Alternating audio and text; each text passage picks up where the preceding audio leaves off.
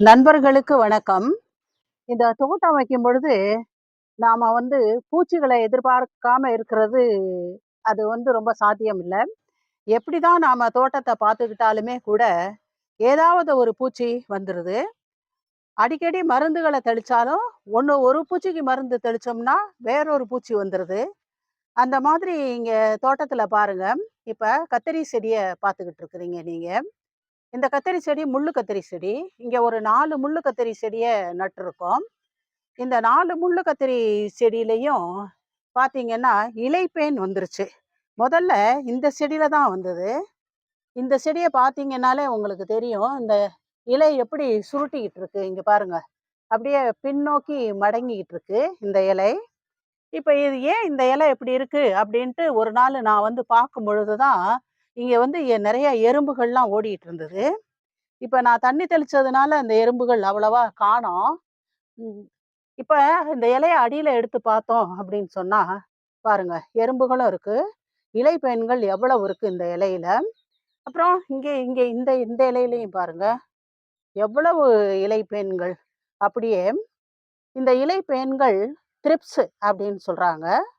கருப்பா பேன் மாதிரி இருக்கிறதுனால தான் இத இலைப்பேன்கள் அப்படிங்கிறாங்க. இந்த செடியில எல்லா இலைகளுமே இந்த இலைப்பேன்கள்னால பாதிக்கப்பட்டிருக்கு. இந்த இலைப்பேன்கள் என்ன செய்யும் அப்படின்னு சொன்னா, இங்க பாருங்க எவ்ளோ இருக்கு பாருங்க. எவ்ளோ இருக்கு. இலையின் அடிபாகத்துல உட்காந்து அந்த கொழுந்து இலை, அதாவது இளம் இலைகளோட அந்த திசுக்கள சொரண்டி அந்த சார உறிஞ்சிக்கிட்டு இது வாழும். அதனால இந்த இலைகளின் மேற்பரப்புல திட்டு திட்டா தெரியும். இங்க பாருங்க. இந்த இடத்துல பாருங்க. இந்த மாதிரி கம்ப்ளீட்டா சார உறிஞ்சிட்டதுனால தான் இந்த இடம் அப்படியே திட்டு திட்டா தெரியுது.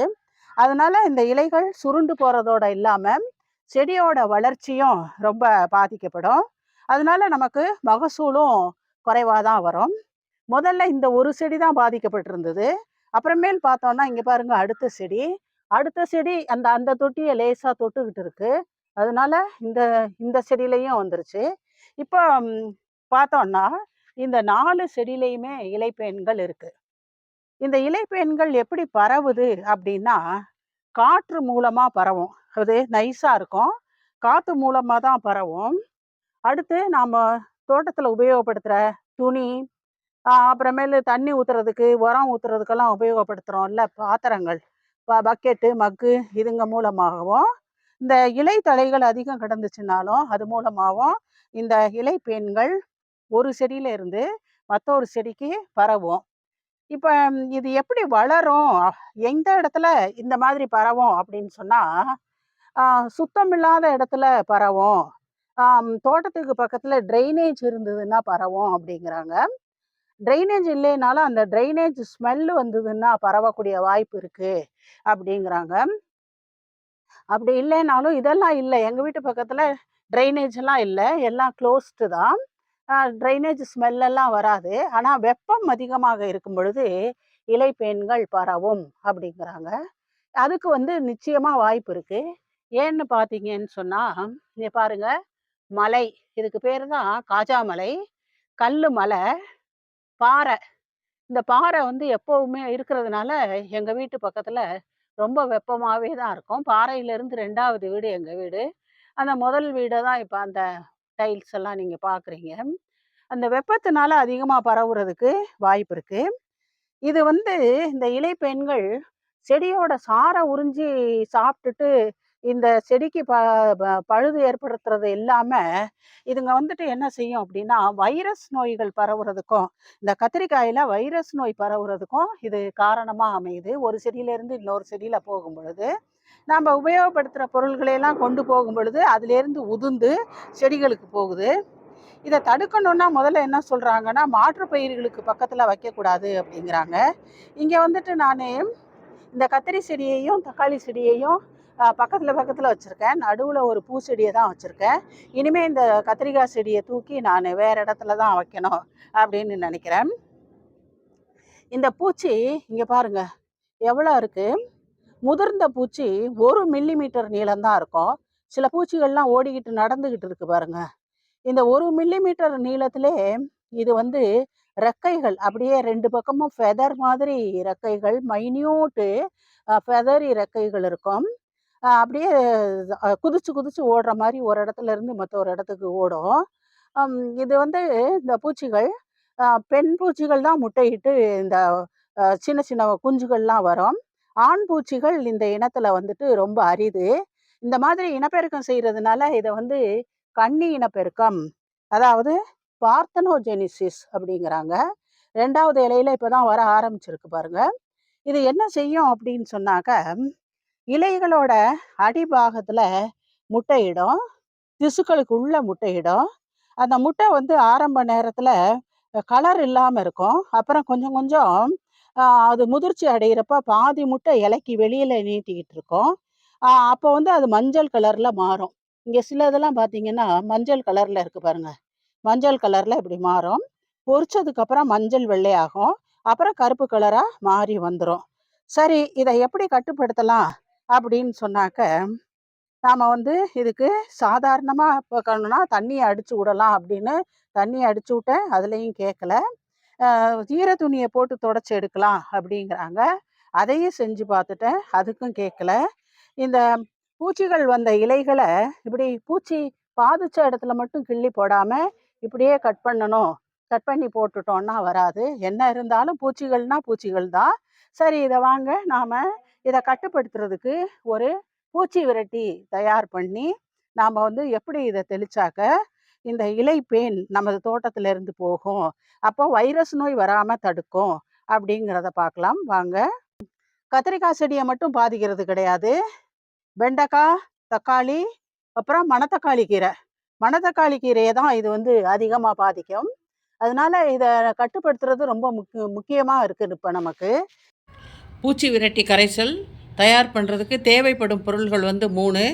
ஒன்று வசம்பு. இது பாருங்கள், வசம்பு கடையில் வாங்கியாச்சு. இந்த வசம்பை பொடி பண்ணி இங்கே வச்சுருக்கோம். வசம்பு பொடி, சூடம். இந்த சூடத்தை கரைக்கிறதுக்கு யூக்கலிப்டஸ் ஆயில்.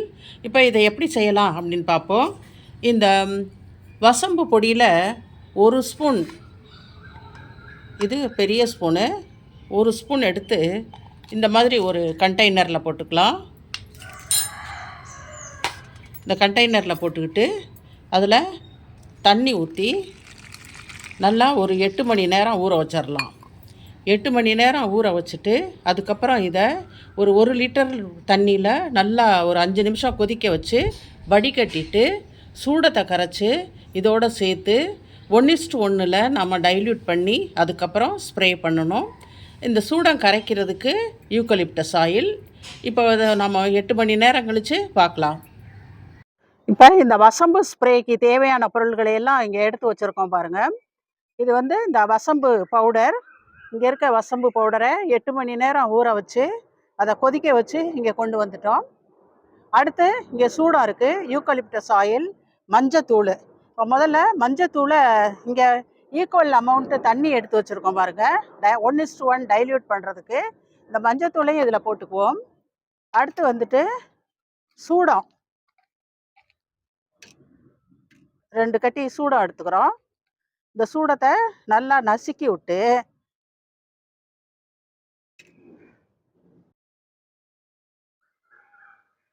இப்போ சூடத்தை இதில் கரைச்சாச்சு. சூடத்தை கரைச்சதுக்கு அப்புறம் இன்னும் கொஞ்சம் யூக்கலிப்டஸ் ஆயில் போட்டுக்கலாம்.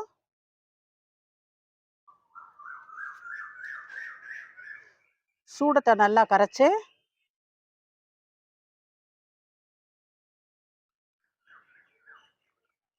இதில் ஊற்றிக்கலாம்.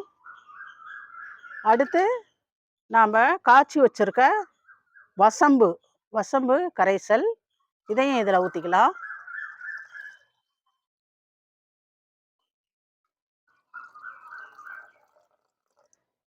ஊற்றியாச்சு. இதை நல்லா கலக்கி விட்டுறலாம். யூக்கலிப்டஸ் ஆயில் இல்லைன்னா கொஞ்சம் வேப்பெண்ணெய் சேர்த்துக்கலாம் சூடத்தை கரைக்கிறதுக்கு. இப்போ நல்லா கலந்து விட்டுட்டோம். ஃபில்டர் பண்ணிக்கலாம். இப்போ நல்லா வாசம் வருது. இதை ஃபில்டர் பண்ணிக்குவோம்.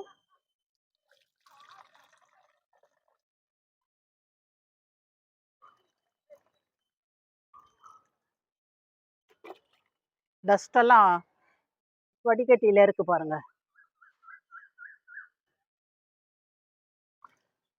வடிகட்டிட்டு ஸ்ப்ரேயரில் இப்போ எடுத்து ஊற்றிக்குவோம்.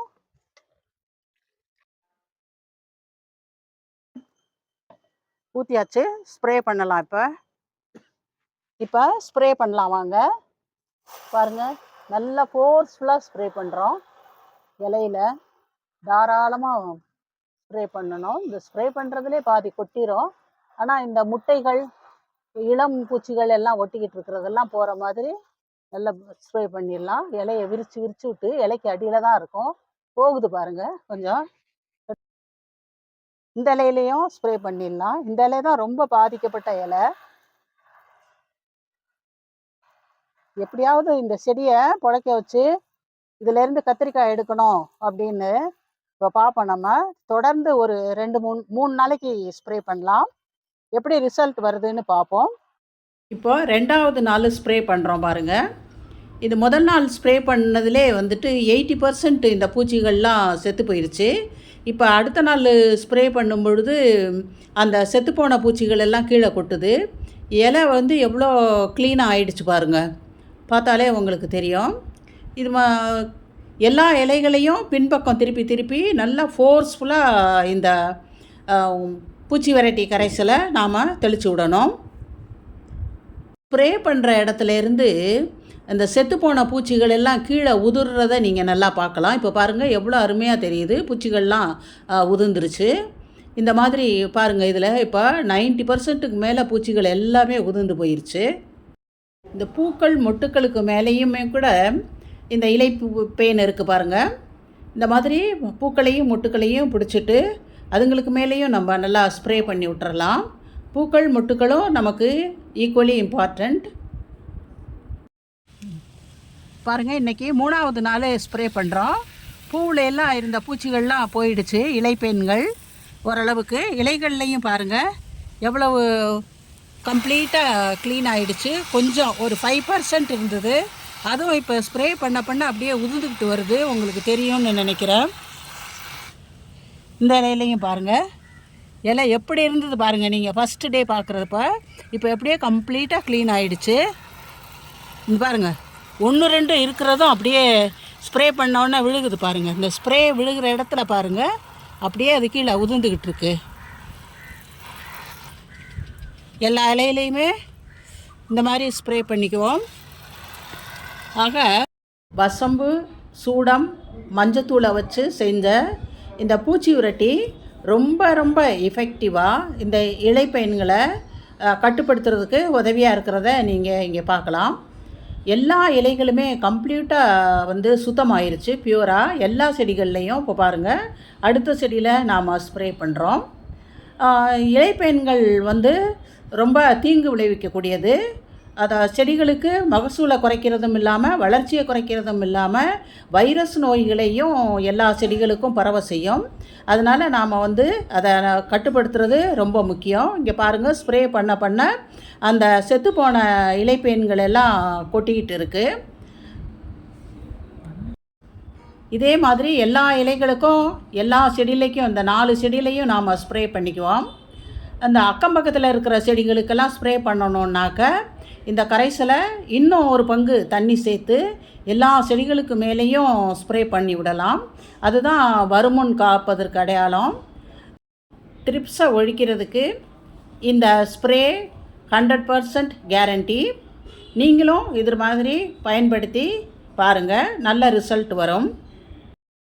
ஆக இந்த வீடியோ பிடிச்சிருந்தாக்க லைக் பண்ணுங்கள், ஷேர் பண்ணுங்கள், கமெண்ட் பண்ணுங்கள், சப்ஸ்கிரைப் பண்ணுங்கள். நன்றி, வணக்கம்.